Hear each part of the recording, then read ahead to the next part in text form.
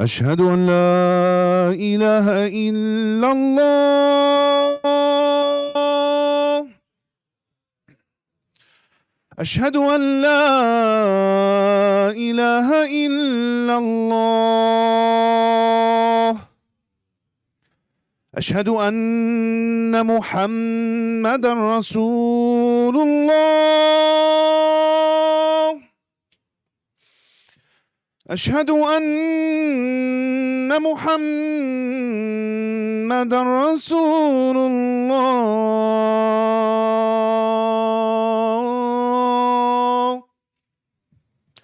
حي على الصلاة. حي على الصلاة.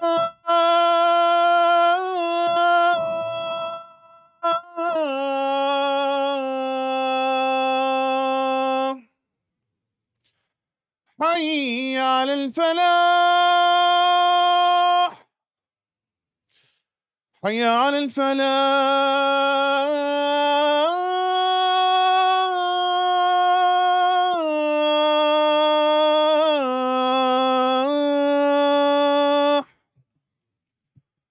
الله أكبر.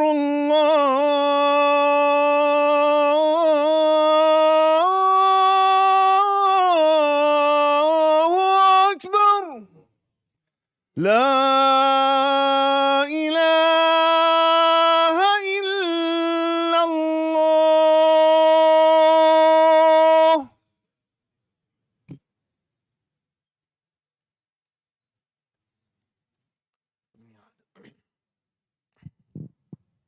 الحمد لله ثم الحمد لله. الحمد لله نحمده ونستعينه ونستهديه ونستغفره ونستنصره، ونعوذ بالله من شرور أنفسنا ومن سيئات أعمالنا. من يهد الله فهو المهتد، ومن يضلل فلن تجد له وليا مرشدا. وأشهد أن لا إله إلا الله وحده لا شريك له، إلها واحدا أحدا صمدا، لم يتخذ صاحبة ولا ولدا، ولم يكن له كفوا أحد. وأشهد أن نبينا وعظيمنا محمدا عبد الله ورسوله وصفيه من خلقه وحبيبه. اللهم صل وسلم وبارك على نبينا محمد وعلى آله وصحبه أجمعين، وبعد. يقول جل جلاله في محكم التنزيل: يا أيها الذين آمنوا كتب عليكم الصيام كما كتب على الذين من قبلكم لعلكم تتقون أياما معدودات. This ayah will be the initiating ayah of every khutbah all around the world, probably for this week and the next week and maybe a few weeks afterwards as well. And there's nothing that unites us as much as Ramadan does. Hajj comes as a near second, but Ramadan just does something different to all of us as an ummah, no matter where we are and whatever time it is. And this blessed month is an opportunity that Allah subhanahu wa ta'ala offers us on an annual basis. On a yearly scale, we're offered this opportunity to figure things out again and to draw ourselves closer to Allah subhanahu wa ta'ala. You see, He calls upon the hearts of His servants subhanahu wa ta'ala at the beginning of this month, and people just come. When you work in a masajid in Ramadan, you see people that you've never seen before. You've never seen them before. They come and they fill the masajid throughout the holy month during Taraweeh and Jummah and within the masajid. And it's not that we did a good job in bringing people in. This is the Malik al-Mulk subhanahu wa ta'ala. This is the king of all kings, the king of hearts subhanahu wa ta'ala, who just calls the hearts of his servants, and they come to him subhanahu wa ta'ala throughout this blessed month. And there's something about it that just is different. He says alayhi salatu wasalam, the hadith is in collection Imam Tabarani and Bayhaqi and others, and it has an authentic chain of narration, where Jabir says, أتانا رمضان فقال صلى الله عليه وآله وسلم: أتاكم رمضان أو شهر رمضان شهر بركة يغشاكم الله فيه فينزل الرحمة ويحط الخطايا ويستجيب الدعاء فأروا الله من أنفسكم خيرا في رمضان فإن المحروم من حرم رحمة الله في رمضان. The Prophet ﷺ said, indeed, Ramadan has come to you. It is a month of barakah that Allah subhanahu wa ta'ala smothers you within it. He smothers you with His compassion and mercy, and He forgives sin, and He accepts supplication. So show Allah subhanahu wa ta'ala the best of yourself within Ramadan. Bring your A game in Ramadan. Because Allah subhanahu wa ta'ala says the one who is deprived is the one who is deprived the rahmah of Allah within Ramadan. Alayhi salatu wasalam would come in a hadith narrated by Imam Ahmad. He would come up the minbar. The minbar had 3 steps, alayhi salatu wasalam. Unlike this one, the steps were from in front. He would come up, alayhi salatu wasalam, 3 steps and turn around and speak to people. And he did it one day, a few weeks before Ramadan. He took up the first step and he said, Ameen. Then he took the second step and he said, Ameen. Took the third step, he said, Ameen. And the Sahaba asked him if this was now the sunnah. Should they be doing this as well? And he said, no. Alayhi salatu wasalam. Jibreel came to me and he made 3 ad'iyah. I'm not going to tell you all 3, I'll tell you one of them. One of them was, he said, alayhi salatu wasalam, Jibreel, رَغِمَ أَنْفُ عَبْدٍ أَدْرَكَ رَمَضَانَ فَدَخَلَ عَلَيْهِ ثُمَّ خَرَجَ مِنْهُ وَلَمْ يُغْفَرْ لَهُ قُلْ آمين فَقَالَ آمين صلى الله عليه وسلم. He said, رَغِمَ أَنْفُ is a way of making dua against someone. You know, may they be humiliated. It's like, how could you? That's what it means in Arabic. Al-anf is your nose, raghima when it goes into the dirt. It's a very specific Arabic or linguistic phrase. It means, how could you? How could you enter Ramadan and it leave you? You actually live through Ramadan and not have your sins forgiven. May that person forever be humiliated. Say Ameen ya Muhammad. So Muhammad sallallahu alaihi wasallam said Ameen. Because it's impossible. You have to have worked really hard to make sure that you did not get forgiven in Ramadan. But before I talk to you about the Ramadanic plan, or we go through a little bit of what we should be doing in Ramadan,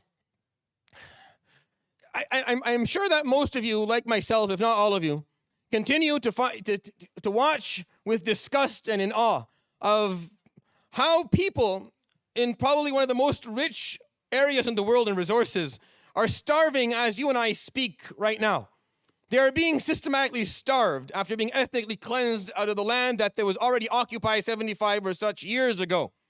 To the point where if they see a truck that has maybe food that they can use for their children, and they go to it and they get gunned down by one of the most merciless, ruthless, and moral bankrupt regimes that have existed on the planet, that continue to find support from the politicians that we voted in, that act like they represent us, which they do not. They do not represent us in any form or manner. We have nothing to do with them, and they will continue to be ostracized from our masajid and from our community until they admit, first of all, they have to admit the atrocities that they have supported, and they admit the moral failure that they have actually been a part of, and then we need others who will maybe show something a little bit better, and we will not accept anything less than that.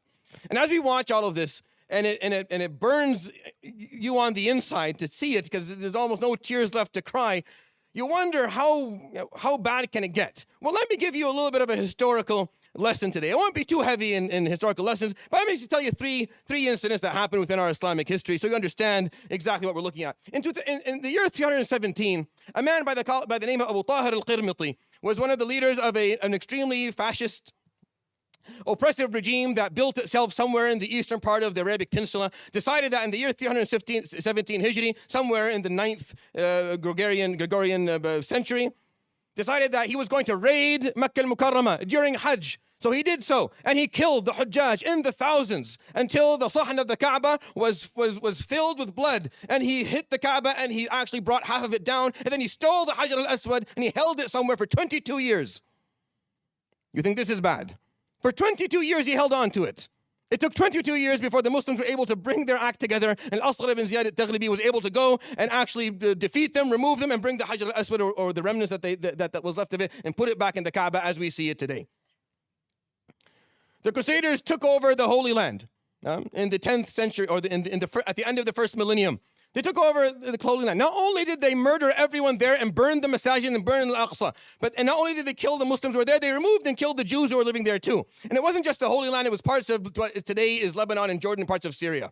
And this went on for decades upon decades, until 583, when Salah ad-Din al-Ayyubi, Ma'rakat Hattin, that happened, by the way, in Ramadan, was able to go back and send them back to where they came from and reopen Masjid al-Aqsa, remove the animals that they had put there because they turned it into a barn, and allow the Christians and the Jews and the Muslims to pray there again.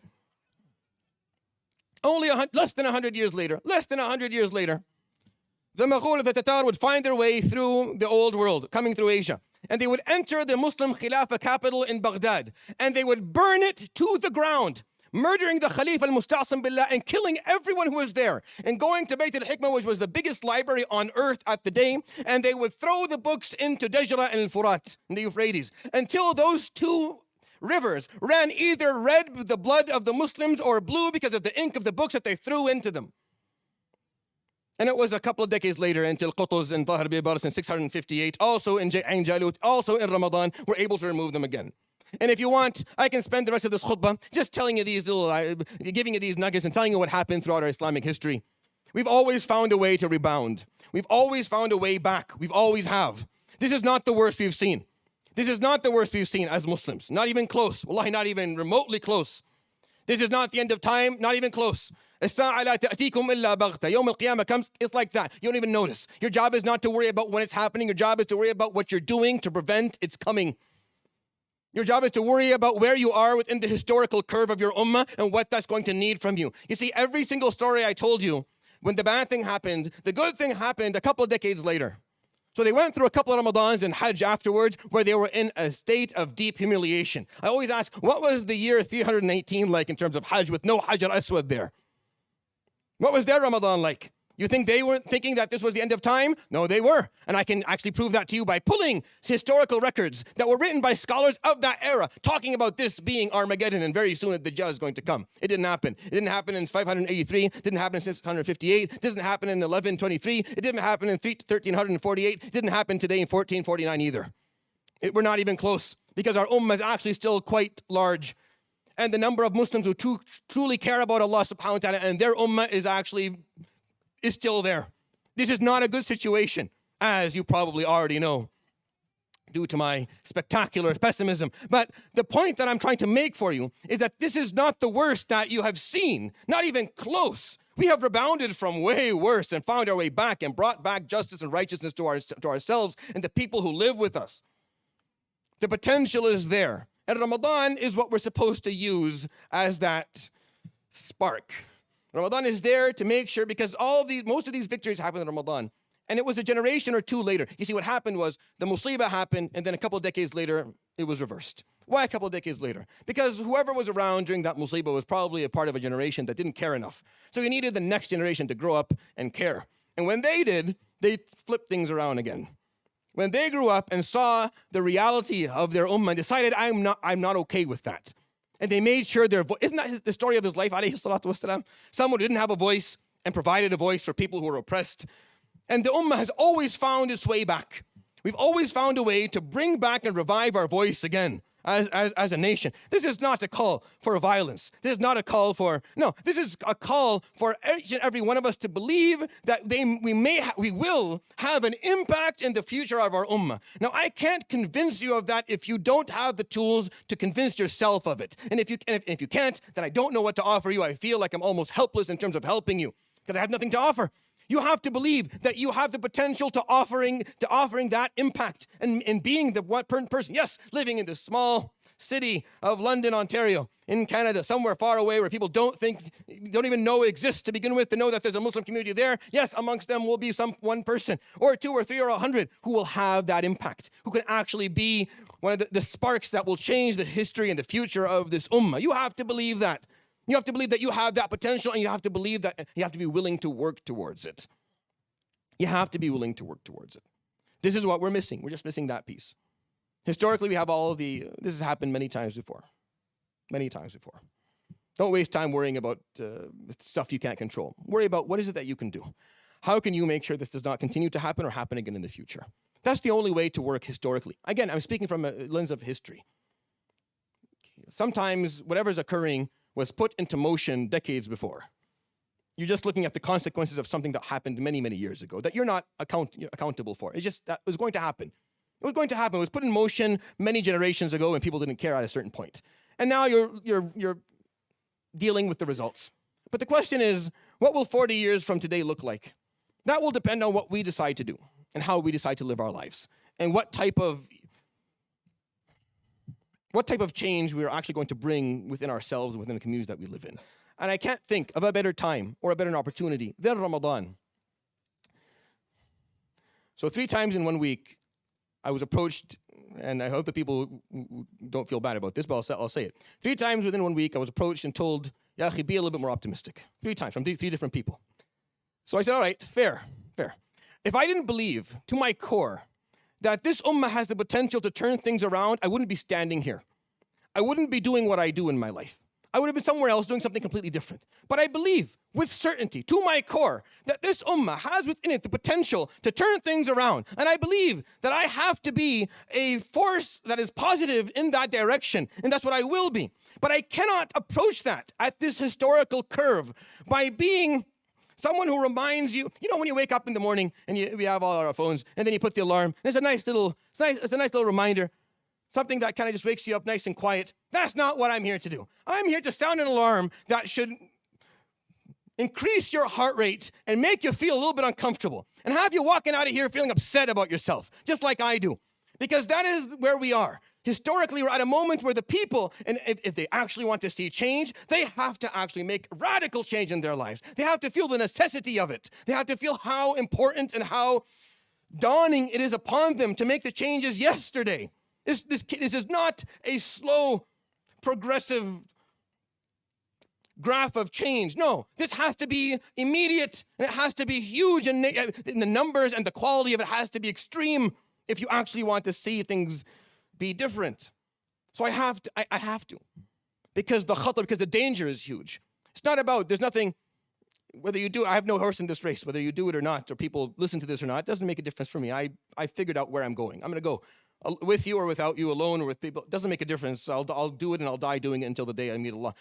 It's for you, because Yawm al-Qiyamah, you're going to be held accountable. You're going to stand there and have to answer questions that maybe you weren't even aware you're going to be answering to begin with. It's not just the salah and the siyam and the zakah and the hajj and the family. What about what you witnessed?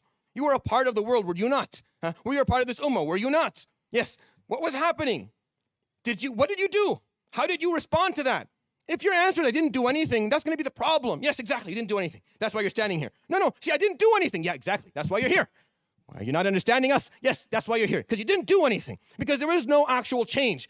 You witnessed the atrocities, you witnessed the oppression, you witnessed the aggressiveness, you witnessed all of this, the tyranny and the persecution, and then you continue to do the same. Where is the effect of witnessing that on your life? Why did it not change something about you?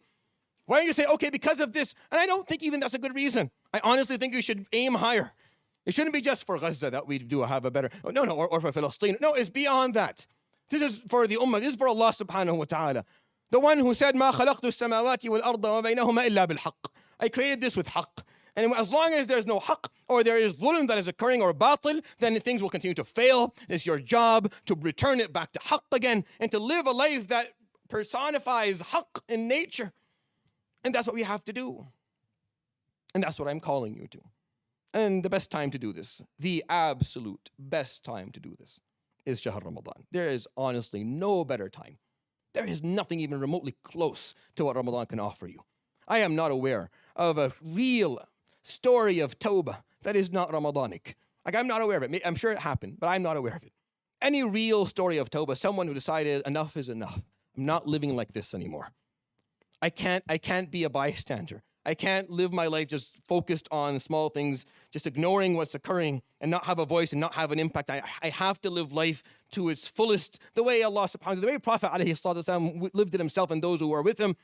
That happens, that turning point occurs in Ramadan. It always has.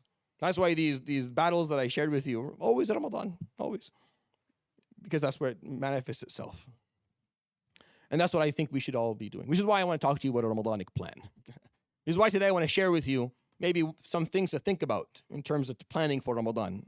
And then next week, inshallah, we'll talk about what that may look like. أقول قولي هذا وأستغفر الله لي ولكم فاستغفروه يغفر لكم يا فوز المستغفرين استغفر الله.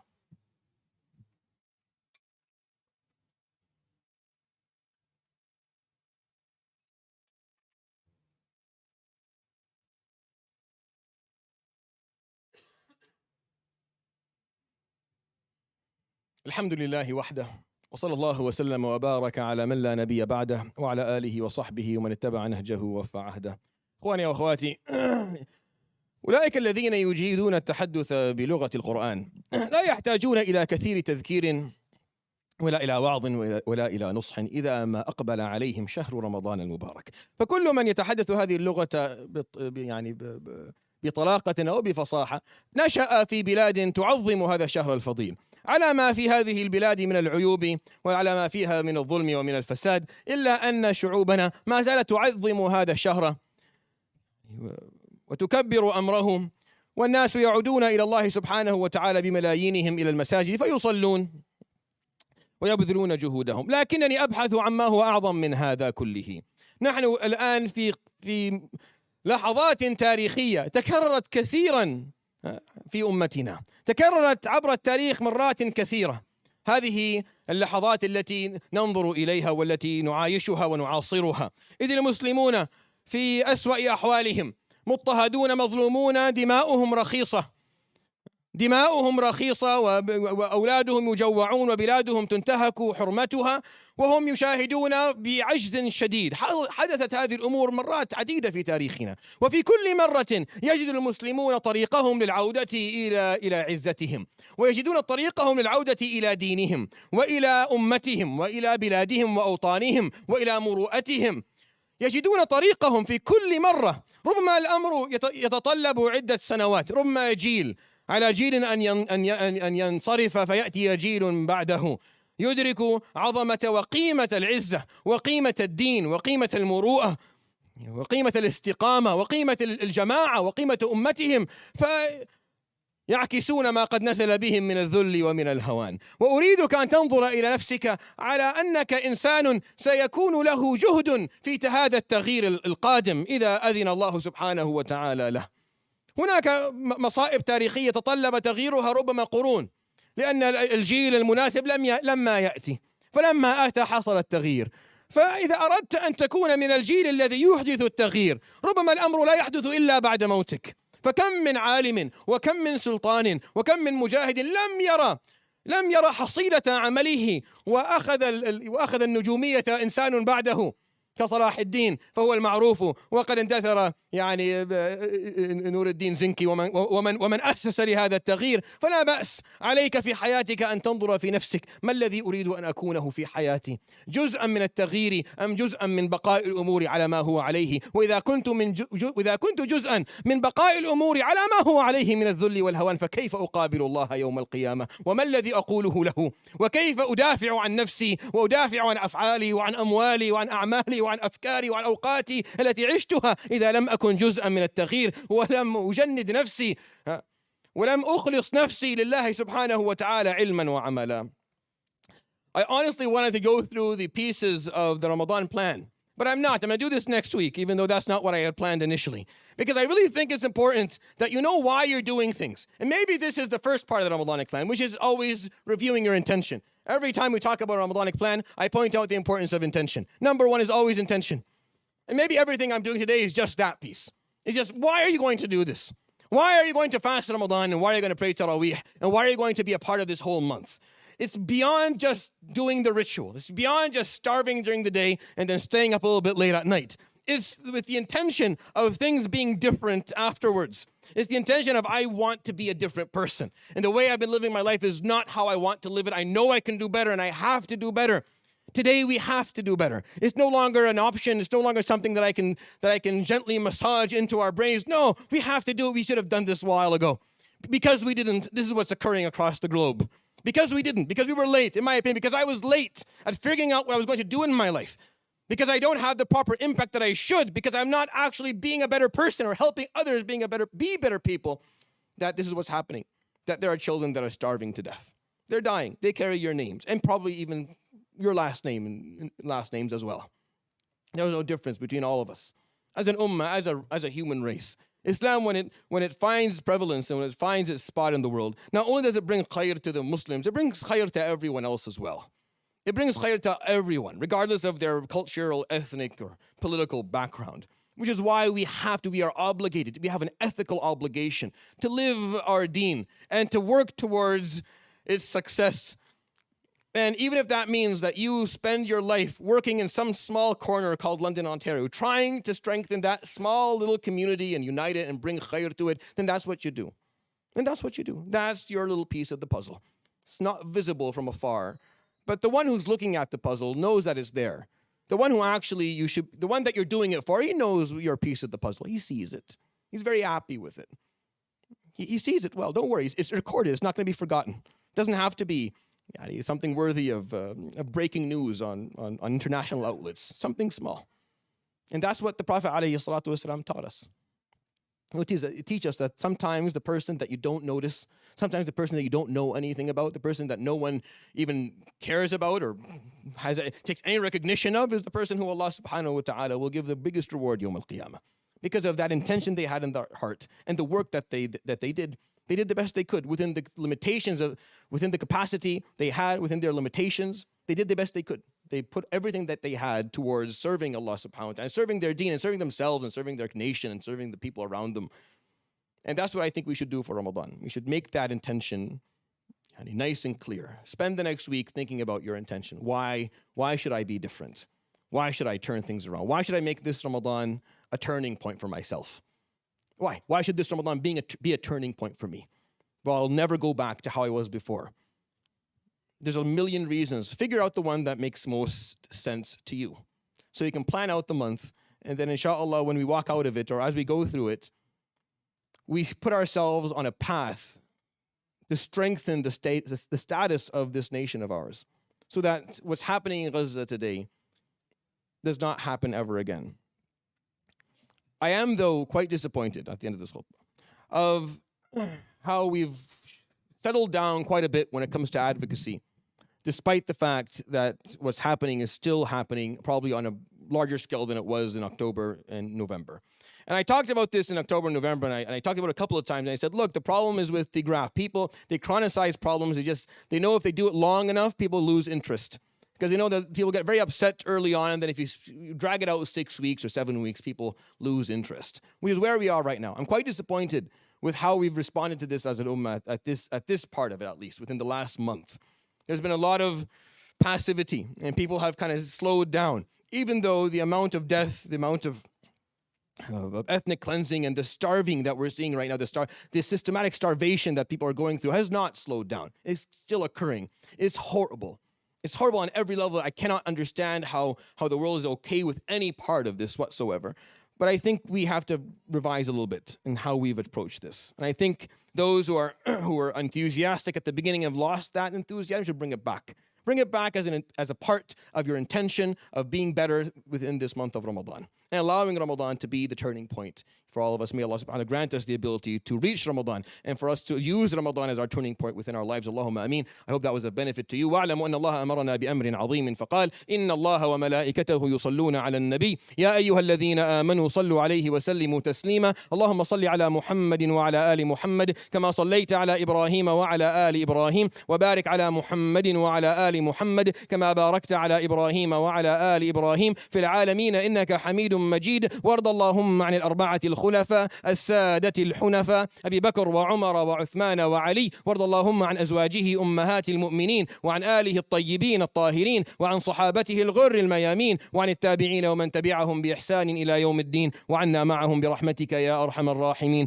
اللهم اغفر للمسلمين والمسلمات والمؤمنين والمؤمنات الأحياء منهم والأموات اللهم فرج هموم المهمومين ونفس كروب المكروبين وارفع الغم عن المغمومين وارفع الظلم عن المظلومين واحقن دماءنا ودماء المسلمين اللهم انصر إخواننا المرابطين في المسجد الأقصى وما حولها اللهم رده إلينا في العاجل القريب يا رب العالمين اللهم أخرج الصهاينة منه أذلة صاغرين اللهم فرج عن أخواننا المستضعفين في غزة وفي فلسطين وفي السودان وفي غيرها من بلاد الأرض يا رب العالمين اللهم بلغنا أجمعين شهر رمضان وفقنا فيه إلى الصيام وإلى القيام وإلى غض البصر وحفظ اللسان وتب علينا اللهم أجمعين فيه توبة نصوحة طهرنا بها قلبا وجسدا وروحا وردنا أجمعين إليك وإلى دينك ردا جميلا وما ذلك عليك اللهم بعزيز ولا حول ولا قوة إلا بالله العلي العظيم عباد الله إن الله يأمر بالعدل والإحسان وإيتاء ذي القربى وينهى عن الفحشاء والمنكر والبغي يعظكم لعلكم تذكرون. Inshallah, I will put up for you the Ramadan sessions that are occurring throughout this weekend